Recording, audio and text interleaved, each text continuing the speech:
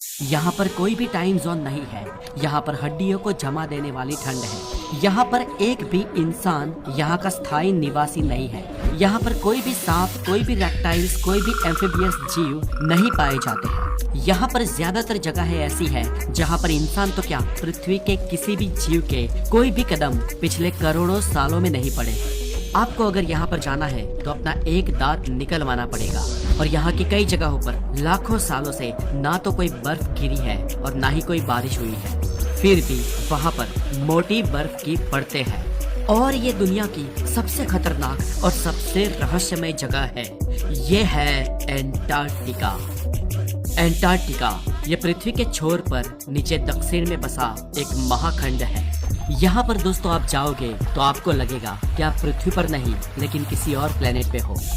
South pole यानी दक्षिण ध्रुव इसके बीचों बीच सेंटर में स्थित है। और ये महाखंड अपने 140 लाख वर्ग किलोमीटर के विस्तार के साथ एशिया, अफ्रीका, उत्तर अमेरिका और दक्षिण अमेरिका के बाद दुनिया का 5वां सबसे बड़ा महाखंड है। ये महाखंड यूरोप से 1.5 गुना और हमारे भारत से 4.5 गुना बड़ा है। ये विश्व की सबसे ठंडी, शुष्क और तेज हवाओं वाली जगह है। और यहाँ पर हड्डियों को जमा देने वाली ठंड पड़ती है। इतनी ठंड जिसकी आप कल्पना नहीं कर सकते। दोस्तों एंटार्क्टिका का आज तक का सबसे रिकॉर्डेड कम तापमान -89.2 डिग्री सेल्सियस रहा है। ये टेम्परेचर आज तक का पृथ्वी का सबसे कम रिकॉर्डेड टेम्परेचर है। और ये रिकॉर्ड 21 जुलाई 1983 में बना था। दोस्तों इतनी ठंडी इस जगह का एक आश्चर्यजनक फैक्ट ये भी है जिसे जानकर शायद आपको विश्वास ना हो कि ये पूरा खंड आज से 53 लाख साल पहले बहुत ही गर्म हुआ करता था, जहाँ का तापमान हमेशा 20 डिग्री सेल्सियस से ऊपर ही रहता था और वहाँ पर खजूर के पेड़ भी उगते थे। लेकिन जाहिर सी बात है कि उस समय एंटार्क्टिका खंड का भूभाग पृथ्वी के इतने दक्षिणतम छोर पर नहीं था। पृथ्वी की टेक्टोनिक प्लेट्स के सतत सरकने के कारण आज एंटार्क्टिका महाद्वीप पृथ्वी के दक्षिण छोर पे जाकर खड़ा हुआ है। लाखों सालों से होने वाली इन गतिविधियों के कारण पृथ्वी पर कई द्वीप, महाद्वीप या देश एक दूसरे से अलग हुए हैं या एक दूसरे से जुड़ गए हैं। उदाहरण के लिए बताएं तो हमारा देश भारत आज से करीब 150 मिलियन ईयर पहले अफ्रीका महाखंड का हिस्सा हुआ करता था। और जियोग्राफिकल गतिविधियों की वजह से भारत अफ्रीका महाखंड से अलग होकर साउथ एशियाई महाखंड की ओर बढ़ने लगा और साउथ एशियाई महाखंड से टकराया। और इस टकराव के कारण उन दोनों के जुड़ाव वाला भाग ऊपर उठने लगा और आज हिमालय की पूरी पर्वत श्रृंखला, पूरे माउंटेन्स बने हैं। माउंट एवरेस्ट भी इसी भौगोलिक गतिविधि के कारण इतना ऊंचा शिखर बन पाया है।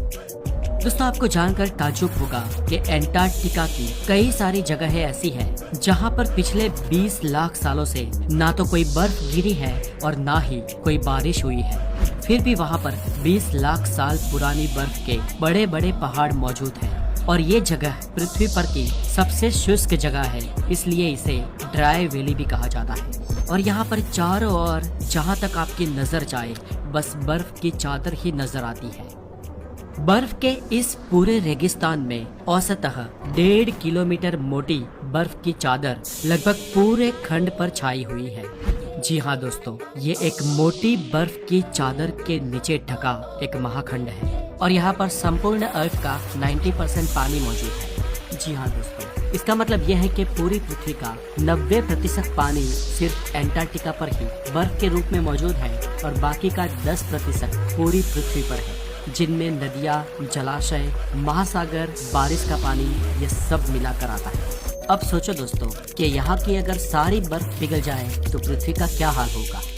अब मान लो कि किसी कारणवश ऐसा हो जाता है तो पृथ्वी पर 200 फीट तक सी लेवल बढ़ जाएगा, यानी कि पूरी पृथ्वी मानो पानी का ग्रह बन जाएगी। और यूँ मान ले कि लगभग पूरी मानव सभ्यता समाप्त हो जाएगी।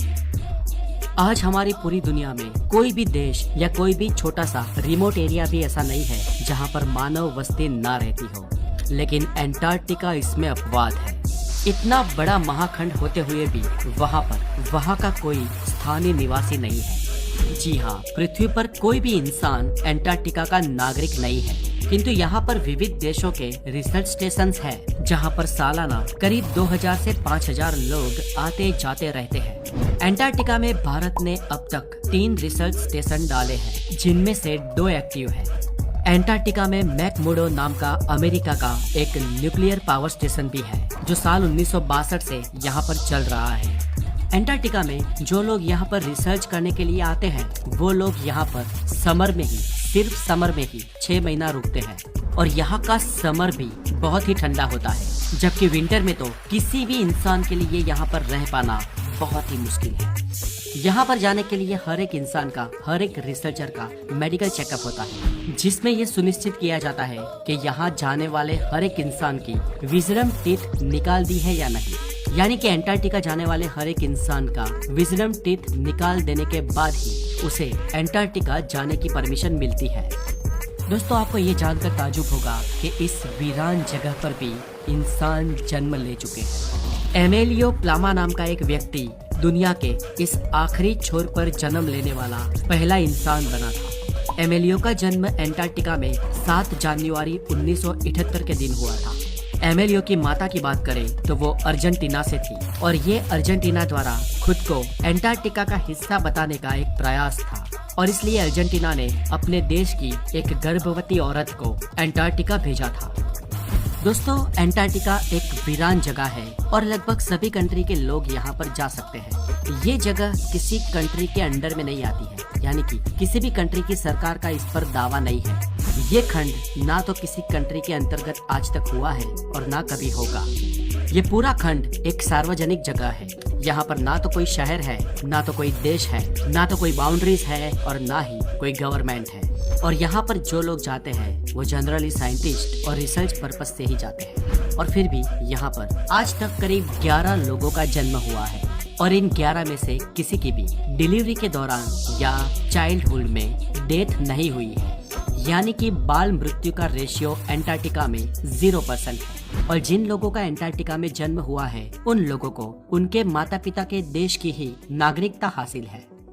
नॉर्वे के राउड एम्यूनसन पहले इंसान थे जो सबसे पहले दक्षिण ध्रुव तक पहुंच पाए थे। ये दुनिया का एक ही ऐसा महाद्वीप है जहां पर कोई भी टाइम जोन नहीं है।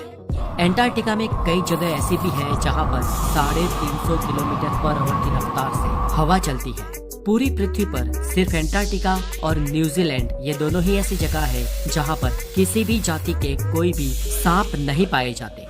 एंटार्क्टिका में अतिशय ठंड में रहने वाली स्पीसीज और प्राणी ही बहुत ही कम संख्या में मौजूद है, जिनमें पेंगुइन, सील, निमेटोड, टार्डिग्रेड, बिच्छू, विभिन्न प्रकार के शैवाल और कुछ टुंड वनस्पतियों का समावेश होता है। और ये सब जीव भी एंटार्क्टिका के समुद्र किनारे पर रहते हैं, जो कि न्यूजीलैंड के साउथ में है, और कुछ समुद्र किनारे चिली के साउथ में है। इसकी मुख्य भूमि पर यानी कि एंटार्क्टिका के सेंटर में कोई भी प्राणी भी या कोई भी जीव भी नहीं रह पाता है। ये स्थान कई रहस्यों से भी घिरा है। कई वैज्ञानिकों का पुख्ता तौर पर यह दावा है कि एक समय पर इस जगह पे अति विकसित सभ्यता मौजूद थी। ग्रीक दार्शनिक प्लूटो ने भी करीब आज से 2000 साल पहले एंटार्क्टिका की मानव सभ्यताएं और उसका संहार होने का एक वृतांत लिखा है, जो हमारे लिए चौंका देने वाला है। क्योंकि हम अक्सर ये मानते थे कि वहाँ पर जीवन संभव नहीं है, और इसलिए ये जानकर कुछ रोमांचक मनुष्यों ने एंटार्क्टिका की पास्ट सिविलाइजेशंस पर रिसर्च करना शुरू कर दिया और वहाँ पर खोजबीन भी की। और वहाँ पर जाकर जो अवशेष और कुछ तथ्य जो सामने आए, वो प्लेटो के दावे से हूबहू मिलते जुलते थे। इस पर कुछ वैज्ञानिकों का कहना है कि हो सकता है कि सालों पहले हमारे ही पौराणिक सभ्यताओं के कुछ लोग इस जगह पर पहुँचे हो, और ये भी हो सकता है कि पिछले कई सालों से रिसर्च सेंटर्स को चलाने वाले कई लोग इन अवशेषों को दिखाकर कोई भ्रम पैदा करना चाहते हो।